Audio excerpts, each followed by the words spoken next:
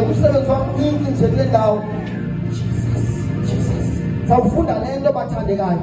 Sawufunda nje le ndawo ndiyohlala phansi. Sawufunda nje le ndawo le ndiyohlala phansi. Hallelujah. The prayer abroad. Hallelujah. It is to inspire and ignite an understanding of prayer, both as the privilege. Jesus. It is to set fire for this generation, Yama 2000. Umlilo. Hallelujah.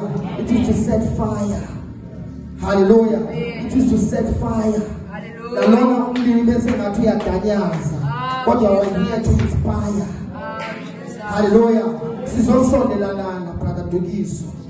Izothi xa ungathi uyadanyaza sizosondela. Sikhona masiqhubeke. We are here to set fire.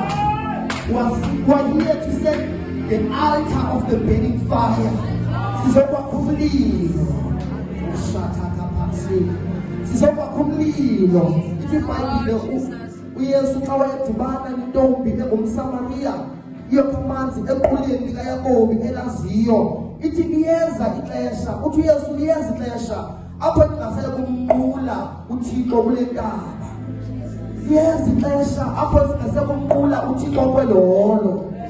Liyeza ixesha apho singasele kuhlangana khona. Kodwa kuya kuncedwa ngumlilo athe wawufumana. Hallelujah. Ngiyafuna ukuthi abantu lezixesha apho kungazuma notata uNambozo wathetha ngezwi likaThixo, kodwa umuntu azoqhunywa ngumlilo ongaphakathi kuye.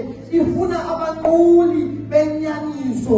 Uba ufuna ukunqulwa njalo ngabanquli abanqula ngantoni? Ngomoya nangenyaniso. Hallelujah. To inspire and ignite and understand.